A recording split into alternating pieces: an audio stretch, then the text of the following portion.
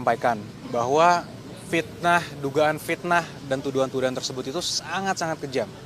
Karena telah merusak juga nama baik dan martabat Pak Jokowi, berdampak bagi nama baik keluarga, dan yang tidak kalah penting ini juga merusak nama baik rakyat Indonesia.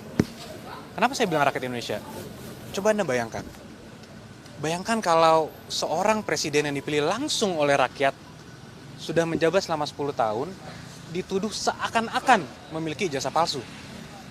Jadi dituduh seakan-akan dari dia pencalonan, kemudian menjadi wali kota, gubernur, hingga presiden, seakan-akan dianggap itu semua menggunakan ijazah palsu. Kalau kata orang, apa kata dunia gitu. Jadi ini kan martabat rakyat Indonesia yang dipertaruhkan, nama baik rakyat Indonesia, nama baik pemerintah Indonesia, dan nama baik bangsa Indonesia juga. Selama ini mungkin Pak Jokowi diam, selama ini khususnya ketika beliau menjabat. Beberapa bulan terakhir juga kami ikuti terus perkembangannya, beberapa kali juga sudah kami berikan himbauan secara resmi press conference, beberapa statement di tempat umum juga sudah kami berikan, tapi terus dilakukan oleh beberapa pihak. Sehingga mungkin ya tentunya untuk hari ini Pak Jokowi datang sendiri ke sini bukanlah hal yang mudah juga ya. Tentunya sudah melewati pertimbangan yang sangat panjang dan sangat berat, tapi kami melihat dan Pak Jokowi juga melihat bahwa ini harus dilakukan agar semuanya terang benderang, agar kebenaran dapat terlihat, dan agar nama baik Pak Jokowi dan nama baik rakyat Indonesia dapat dipulihkan dan dijaga juga, sehingga hal ini tidak terjadi lagi nih. Pasalnya apa, Mas? Mas? Jadi pasal yang kita duga dilakukan itu ada 310, 311 KUHP, ada juga beberapa pasal di Undang-Undang ITE, antara lain 27A, dan juga pasal 32 dan pasal 35 Undang-Undang ITE. Itu semua sudah disampaikan. Jadi terlapornya itu semua nanti dalam lidik. Tapi tentunya dalam semua rangkaian peristiwa, itu kita sudah sampaikan kepada para penyidik, semua barang-barang bukti-bukti yang sudah kita sampaikan, peristiwa-peristiwanya 24 objek. Ada 24 video ya, sekitar 24 objek yang kita sudah Pak Jokowi sudah laporkan juga, yaitu juga diduga dilakukan oleh beberapa pihak. Ya mungkin inisialnya kalau boleh saya sampaikan ada RS, kemudian ES, ada juga T, inisial T, ada inisial K juga. Nah, tapi kami tentunya sudah menyerahkan ini kepada para penyidik, dan penyelidik mungkin masih sekarang tahapannya, sehingga kami hormati dan kami akan menyerahkannya kepada pihak polisian yang untuk menjelaskan lebih lanjut mengenai pokok perkaranya. Iya, jadi tadi Pak Jokowi sudah memperlihatkan secara clear ijazah SD, SMP, SMA, hingga ijazah kuliahnya UGM. Semua sudah diperlihatkan kepada para penyelidik. Dan Pak Jokowi juga tegas memberitahukan kepada kami bahwa jika nanti diperlukan lagi, siap untuk mempertanggungjawabkan dan siap untuk memberikan keterangan lebih lanjut lagi jika memang diperlukan untuk keperluan penyidikan. Bang Yakub tadi katanya Pak Jokowi 35 pertanyaan pada saat pemeriksaan. Seperti apa sih Bang tadi di dalam jalan terkait apa saja?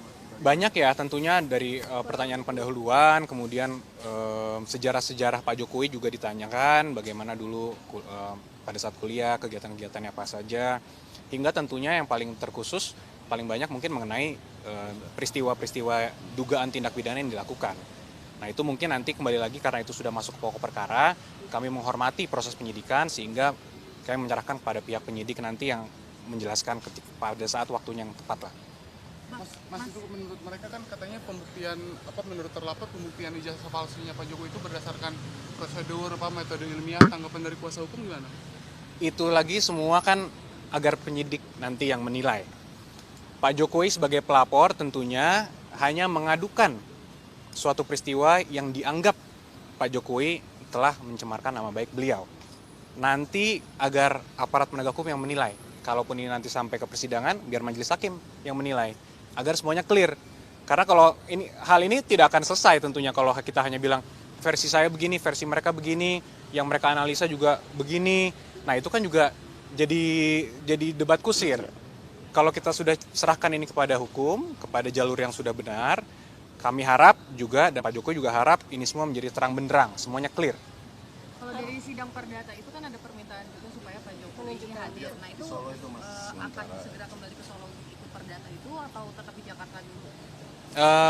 Mungkin nanti itu bisa dijelaskan lebih lanjut oleh tim yang menangani di Solo, mungkin Mbak. Ya, pemeriksaan lanjutan. Nah, untuk itu mungkin bisa langsung ditanyakan kepada para penyidik. Karena itu Sampaikan ya, Pak. belum disampaikan. Karena semua ini kita tentunya menghormati dan mengikuti setiap tahapan. Apapun nanti ketika dibutuhkan kapan, harus mungkin Pak Jokowi memberikan keterangan tambahan, ya beliau menyatakan siap.